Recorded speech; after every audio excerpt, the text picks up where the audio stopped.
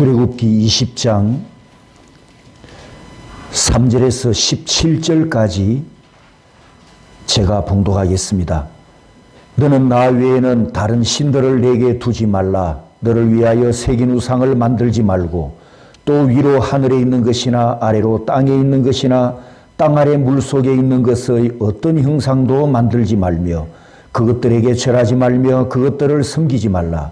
나 내 하나님 여호와는 질투하는 하나님인즉 나를 미워하는 자의 죄를 갚되 아버지로부터 아들에게로 3, 4대까지 이르게 하거니와 나를 사랑하고 내 계명을 지키는 자에게는 1000대까지 은혜를 베푸느니라.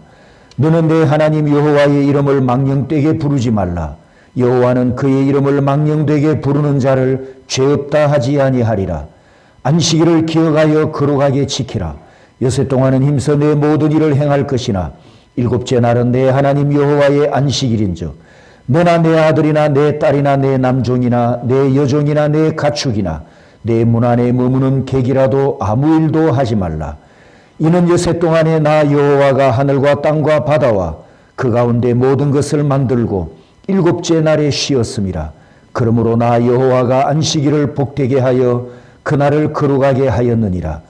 내 부모를 공경하라. 그리하면 내 하나님 여호와가 내게 준 땅에서 내 생명이 길리라. 살인하지 말라. 간음하지 말라. 도둑질하지 말라. 내 이웃에 대하여 거짓 증거하지 말라. 내 이웃의 집을 탐내지 말라. 내 이웃의 아내나 그의 남종이나 그의 여종이나 그의 소나 그의 낙이나 물은 내 이웃의 소유를 탐내지 말라. 아멘. 지난 주일 나병 환자가 하나님 앞에 정결함을 입을 때 레위기 14장에 보면 1차 정결 예식과 2차 정결 예식이 있는데 4절에서 7절까지 보면 1차 정결 예식에 대한 말씀이 있습니다. 구약 제사법에 의하면 제물로 바쳐진 짐승의 피는 원래 속죄소나 휘장에 뿌려야 하는데 구원 공동체에서 짐 밖으로 제외되었던 나병 환자가 깨끗해져서 다시 생명 공동체 안으로 받아들일 때 그 몸에 피를 뿌리면서 제사장이 정하다 이렇게 선언하면 그 부정한 질병에서 완전히 자유함을 얻게 됩니다. 이 정결 예식은 보배로운 피로 죄인의 더러운 죄를 사하시고 구원하시는 십자가 구원을 우리에게 모형적으로 보여줍니다. 그리고 1차 정결 예식의 또 다른 한 장면은 7절 끝에 있는 말씀을 보면 그 살아있는 새는 들에 놓을지며 라는 말씀입니다. 4절에 다른 한 마리는 산채로 들에 놓아줍니다. 이 새는 죽지 않고 다시 날려보내어 살아있음을 나타내고 있지 않습니까? 그래서 7절에 보면 2마리의 새가 제물로 이렇게 바쳐지는데 상반절에 나오는 한 마리는 나병 환자에게 피 뿌려지기 위해서 제물로 희생되는데 이 희생된 새는 바로 예수님의 고난과 십자가 죽음을 모형하고 7절 후반전에 또 다른 새는 산채로 날려보내었으니 죽음에서 부활하신 예수 그리스도를 모형함을 우리가 보게 됩니다. 구약 성경에서 가장 더러운 부정한 죄로 형벌받았던 나병 환자가 돌아와서 정결함을 입고 또 생명 공동체 안으로 들어오는 이 패턴 속에 예수 그리스도의 십자가 고난과 부활의 복음이 다 담겨 있음을 우리가 보게 됩니다.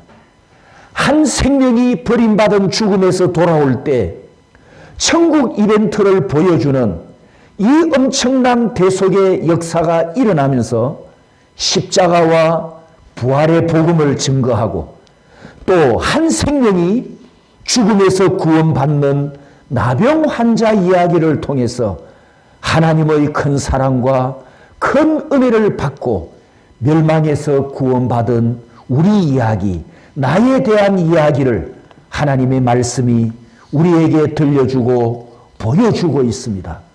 그러므로 성도 여러분, 오늘 저와 여러분들도 이 나병 환자처럼 우리는 영적 사망, 영적 죄에서 사함받고 구원받았지 않습니까? 그리고 우리가 구원받은 이후에 우리는 어떤 신분을 갖게 되었다고요?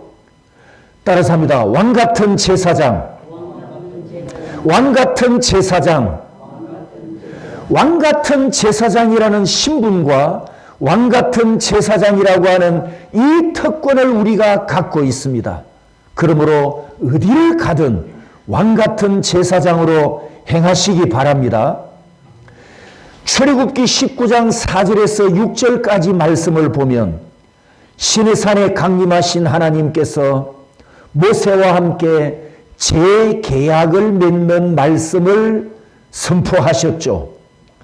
그 재계약을 맺는 내용을 보면 따라서 합니다. 제사장 나라, 거룩한 백성, 6절에 있는 이 말씀이었습니다. 내가 너희들이 나에게 제사장 나라가 되고 거룩한 백성이 되리라.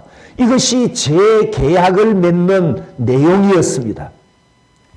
그리고 나서 20장에서 10계명에서 시작되는 여러 율법을 받지 않습니까?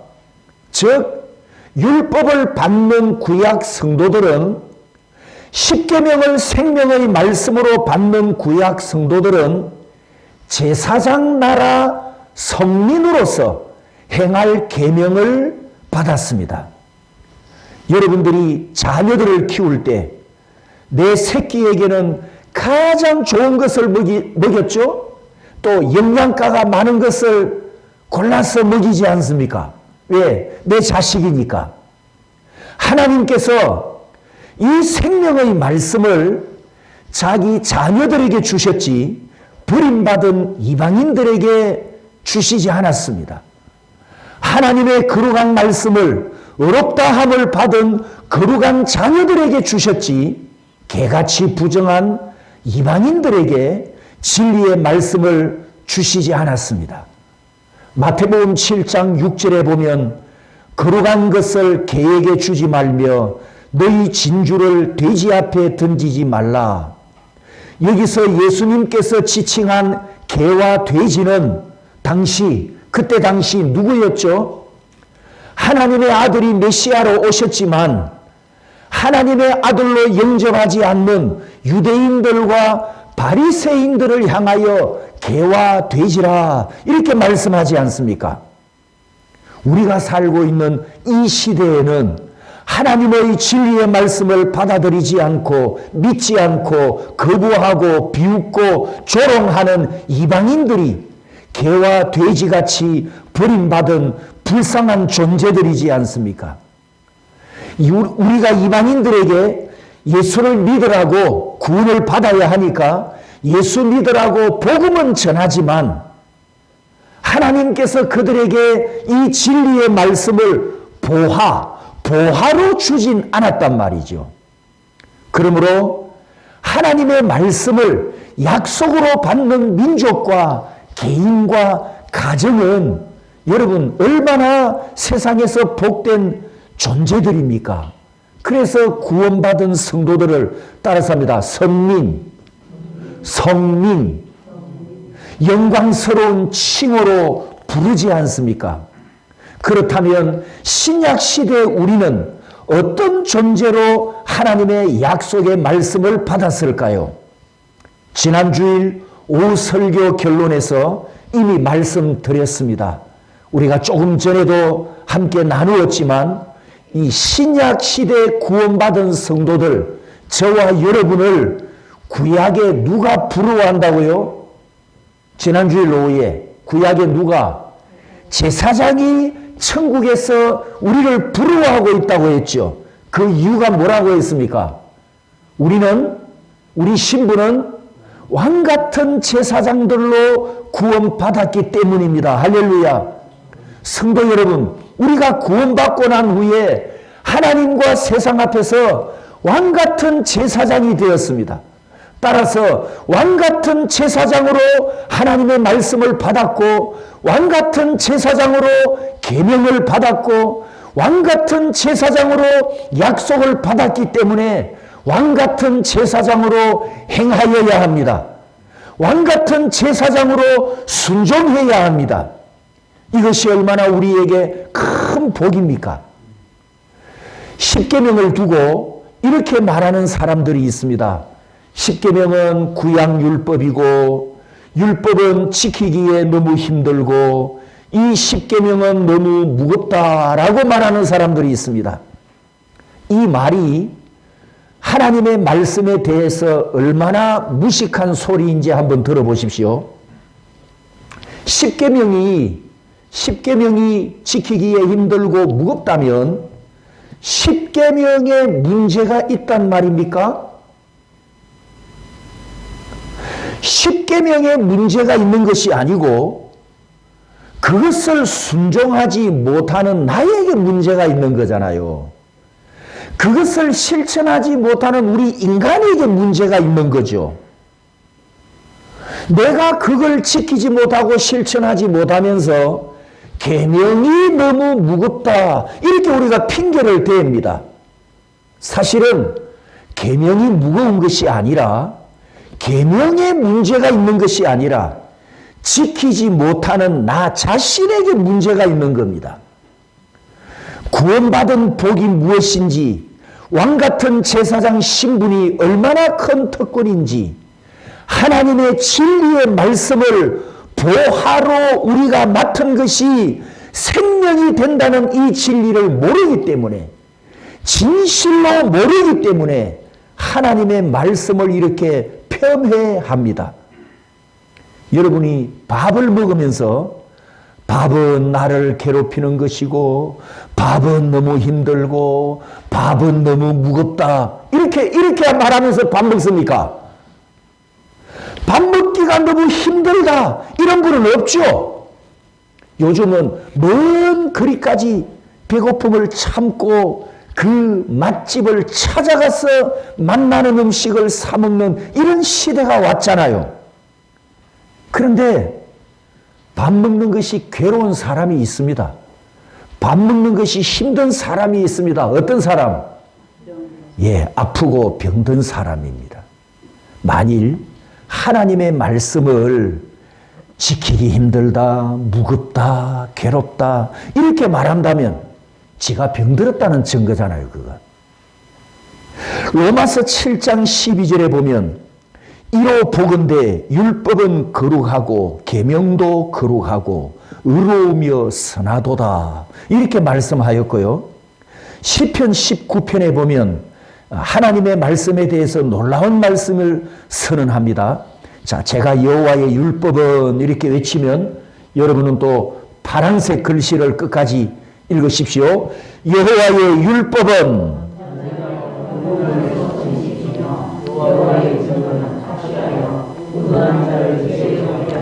여호와의 교훈은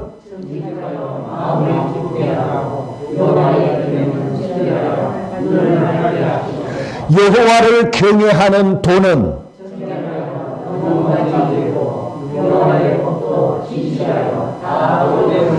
금 곧 많은 순금보다 더 사모할 것이며 꿀과 송이꿀보다 더 달도다. 아멘 아멘. 여러분, 이래도 하나님의 말씀이 괴롭고 무거운 말씀일까요? 하나님과 생명의 말씀으로 계약을 맺고 그 언약 안에 거하는 선민들이여, 하나님과 진리의 말씀으로 계약을 맺고 그 언약을 이행할 성민들이여, 감사하며 행복하게 코레트하는 왕같은 제사장의 품위 유지를 잘 하시기를 축복합니다. 제 계약을 맺으며 주신 율법이 십계명에서 하나님의 얼굴로 바뀌었습니다. 이제 오늘 본문에 10가지 계명을 우리에게 말씀하셨는데 첫 번째 계명 따라서 합니다. 내 얼굴 앞에 다른 것을 신으로 두지 말라. 하나님께서 첫 번째 계명으로 말씀하신 것은 경배 대상은 한 분뿐이다. 이것을 강조하십니다. 이 말씀을 바꾸면 이 세상의 신은 나 여호와 하나님 외에 없느니라 유일신을 우리에게 선포하셨습니다. 말씀 자체가 하나님이시니 이 말씀 외에 유일하신 하나님 외에 다른 것을 가지고 하나님으로 만들면 안 되고 어떤 형상이든지 어떤 모양이든지 만들어 놓고 그것을 신이라 하지 말아라 이렇게 말씀하셨습니다. 너는 나를 만나기 위해서 내 얼굴 앞으로만 나오라. 성소로 들어오라. 이렇게 하나님께서 말씀하십니다. 얼굴과 얼굴을 맞대고 내가 너와 교제하며 너를 사랑할 것이니 너는 내가 주는 사랑의 계명을 들고 이 세상으로 가서 세상을 변화시키라. 이런 뜻으로 이런 목적으로 십계명을 우리에게 명령하셨습니다. 서로 속이고 죽이고 빼앗는 이런 세상에 가서 너는 자기 몸처럼 이웃을 사랑함으로 세상을 변화시키라. 이렇게 사랑의 계명을 우리에게 맡겨주신 줄 믿습니다. 두 번째 계명 따라서 합니다. 나 외에 다른 것을 신이라고 절하지 말라. 두 번째 계명은 경배의 방법을 임의로 바꾸지 말아라 말씀하셨습니다. 하나님께서 나 외에 다른 것에게 절하지 말라라고 말씀하셨는데 그러면 이제 여러분에게 질문합니다. 그러면 하나님에게는 엎드려 절하라고 했습니까? 그런 말씀이 있나요, 없나요? 하나님께 절하라. 말씀이 있나요, 없나요? 예, 제 기억에는 없는 것 같습니다. 직접적으로 하나님께 절하라. 이런 말씀은 없는 것 같아요. 왜냐? 우리가 하나님을 경배하고 찬양하는 것이 곧 절하는 것과 같은 하나님을 경외하는 것이고 경배와 찬양이 하나님께 엎드리는 제의이기 때문입니다. 그러므로 우리 그리스도인들은 하나님 외에 다른 것을 경외하지 않고 또 인격적으로 살아있는 사람 외에는 어떤 것에도 우리가 엎드려 절하지 않습니다. 만약 우리가 죽은 자나 동물이나 형상이나 그림이나 사물에 경외하는 표현을 하거나 뭐 합장을 하거나 비나이다 비나이다 하거나 목례를 하거나 고개를 숙이거나 엎드려 절하면 그것은 우상 숭배 죄가 된다는 것을 기억해야 됩니다.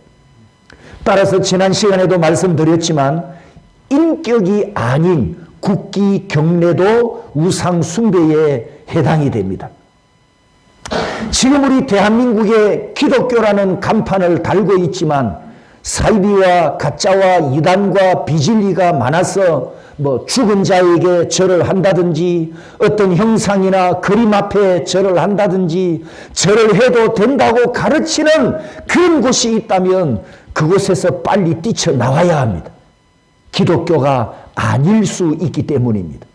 그래서 두 번째 계명은 나 외에 다른 것을 신이라고 절하지 말라 이렇게 말씀하시고 유일하신 하나님만 경외하고 하나님께만 경배해야 된다는 것을 기억해야 됩니다.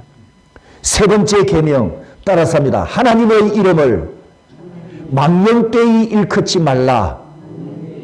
이 세 번째 계명은 하나님을 경배하는 정신을 훼손하지 말아라. 이것을 우리에게 가르쳐 말씀하셨는데 우리가 구약 성도들의 삶을 통해서 이 세 번째 계명의 정신을 배워보도록 하겠습니다.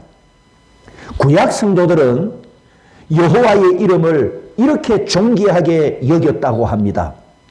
구약 성경을 읽어 나가다가 야훼, 여호와라는 이름이 나오지 않습니까?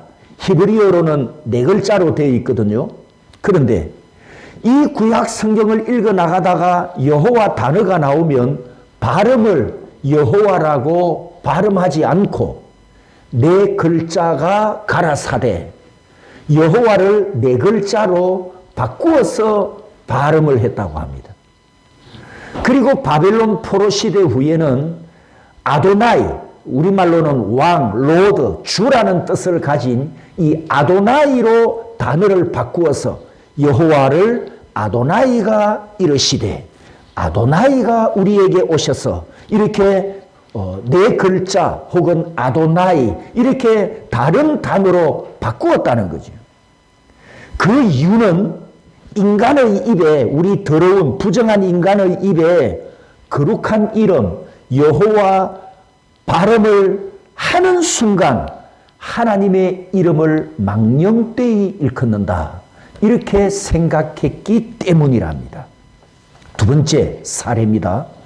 성경을 필사하는 서기관들이 있지 않습니까? 양피지에나 파피루스에 이렇게 성경을 복사하는 서기관들이 엘로힘, 우리말로 하나님이죠. 전능하신 하나님.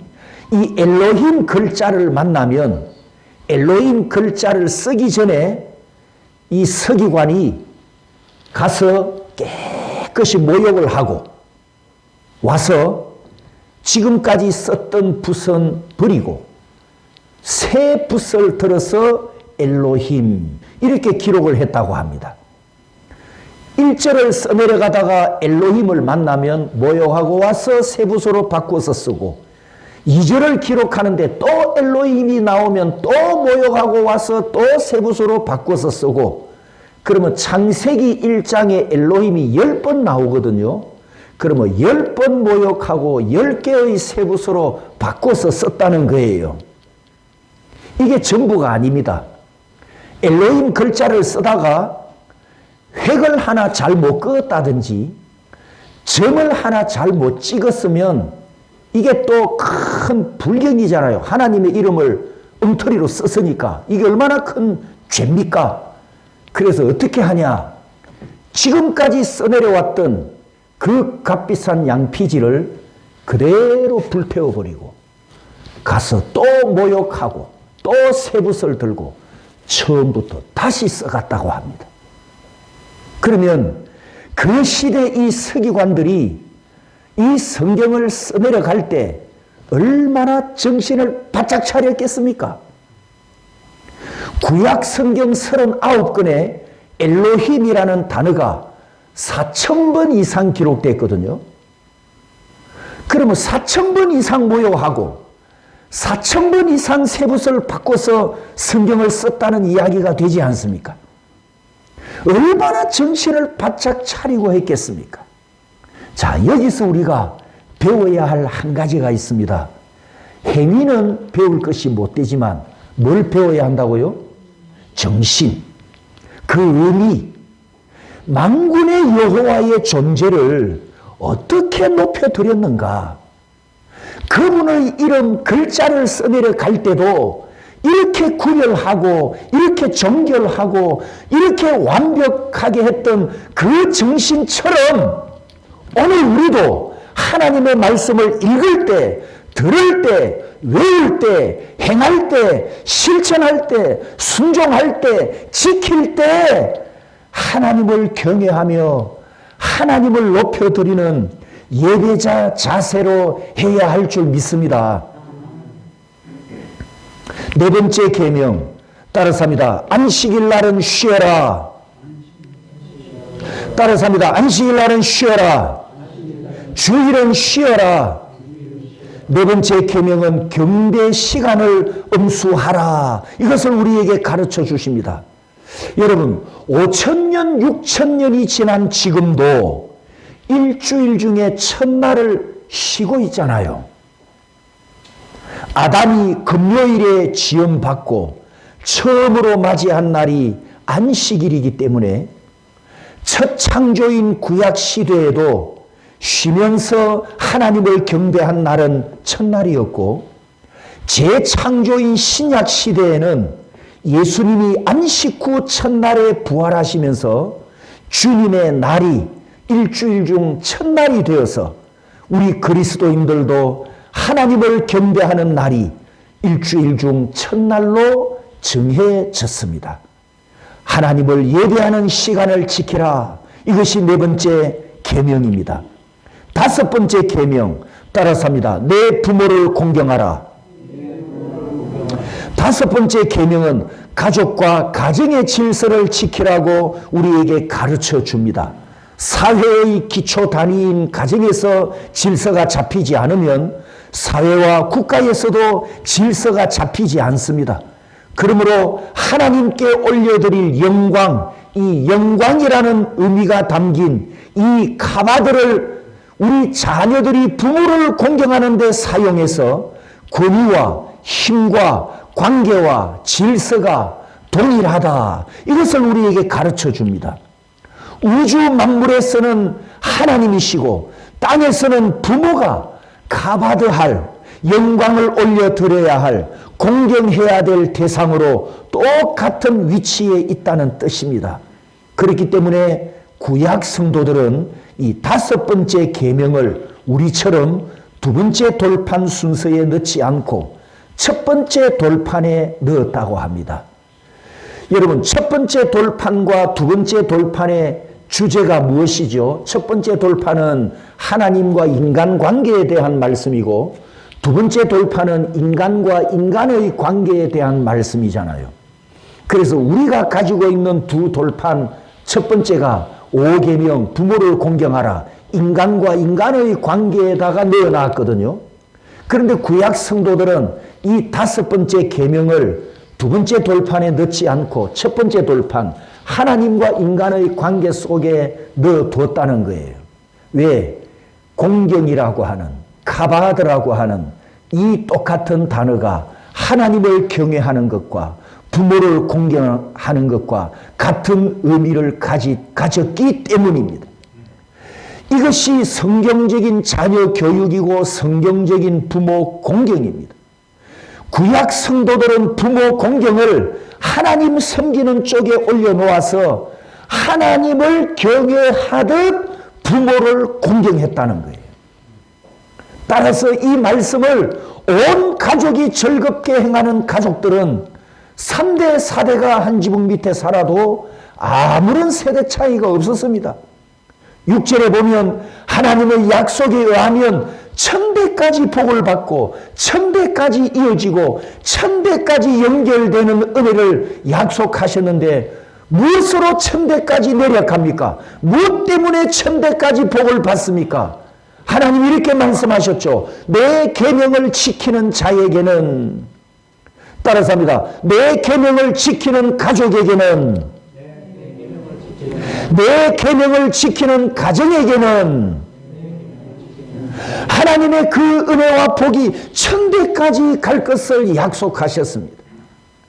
여러 세대가 차이 없도록 끈끈하게 하나로 묶었던 것은 바로 관계 중심에 자리 잡고 있는 하나님의 약속의 말씀이었습니다. 이 말씀의 끈이 세대를 하나로 묶었고 말씀 중심이 여러 세대를 한 가정 안에서 하나로 묶는 역할을 했었음을 우리가 구약을 통해서 봅니다. 시편 128편에 보면 참 행복하게 보이는 그림이 하나 있습니다. 3절에 보면 내 집 안방에 있는 내 아내는 결실한 포도나무 같으며 내 식탁에 둘러앉은 자식들은 어린 감람나무 같으리로다. 이 3절을 보면 밥상에 둘러앉아서 가족들이 맛있는 음식을 함께 나누는 이런 행복한 가정을 그린 그림입니다.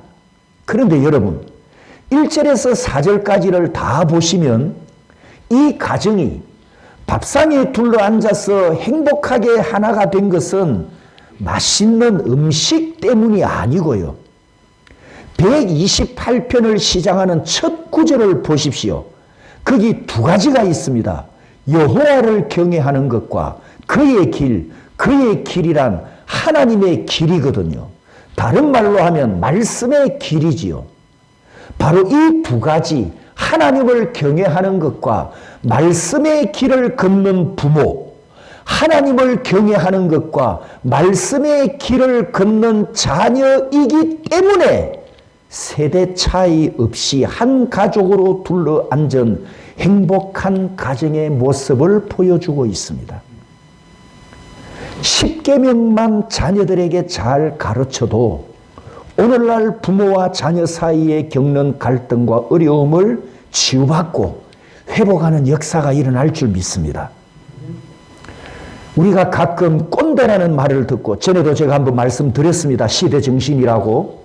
꼰대라는 말, 세대 차이라는 말, 이런 말들과 정신들은 부모 권위와 가족 질서를 허무는 인본주의 시대 정신임을 우리가 알아야 합니다. 그래서 그리스도인들은 이런 것을 쫓아가거나 흉내를 내어서도 안 되고 주장해서도 안 되고 또 은행하면 사단의 정신을 따라 행하는 것임을 유의해야 합니다. 다시 한번 말씀드립니다. 꼰대라든지 세대 차이라든지 이런 것을 다 인정하면 그것은 사단의 언어, 사단적 언어를 따라가는 것임을 우리가 기억을 해야 합니다. 6번째와 10번째까지는 여러분이 참조하시고, 하나님께서 이 10가지 계명을 통해서 애굽에서 구원한 하나님의 백성들과 언약을 맺고 이 세상에서 구원받고 왕같은 제사장들로 살아가는 오늘 저와 여러분들에게 약속의 말씀, 행할 말씀으로 우리에게 주셨습니다. 결론을 내리겠습니다. 하나님께서 인간을 찾아오신 것은 본질이신 그분이 비본질인 인간에게 오셔서 본질이 무엇인가를 말씀으로 가르쳐 주신 은혜와 복이었습니다. 성도 여러분, 유한한 존재인 내가 무한한 존재인 하나님을 말씀으로 만났고, 피조물인 내가 나를 만드신 창조주 하나님의 얼굴을 말씀으로 배웠습니다. 그 하나님께서 약속하시기를 이 말씀을 지키고 행하면 내 계명을 지키는 자에게는 천대까지 은혜를 베푸느니라, 이렇게 우리에게 약속해 주셨습니다. 하나님의 계명을 기쁨으로 즐겁고 신나고 행복하게 지키고 순종하여서 천대까지 영원히 은혜 받는 복된 가문, 가정이 되시기를 축복합니다. 우리는 하나님과 계약을 맺은 언약 백성들입니다. 그 언약은 하나님께서 내 구원을 책임져 주시는 언약이고, 나는 하나님께 베이트를 받았기 때문에 코레터 할 것을 약속했습니다. 그러므로 하나님의 말씀이 내 안에 들어와 있어서 항상 말씀이 나오는 말씀의 사람으로 은행해야 될 줄 믿습니다.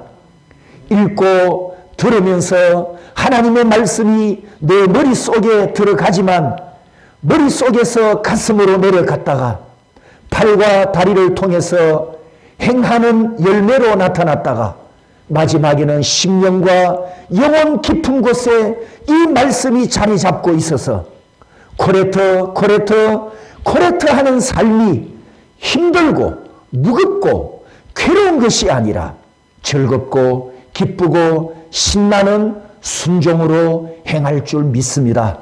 왕같은 제사장의 품위를 거룩하게 나타내면서 이 어두운 세상을 이길 줄 믿습니다. 하나님께서 생명의 말씀을 우리에게 주셨고 진리의 말씀을 보화로 우리에게 주셨으니 우리 심령에 새겨서 이 말씀대로 하나님 앞에 코레터 함으로 왕같은 제사장의 삶을 승리하는 저와 여러분들이 되시기를 주님의 이름으로 축복합니다. 베리터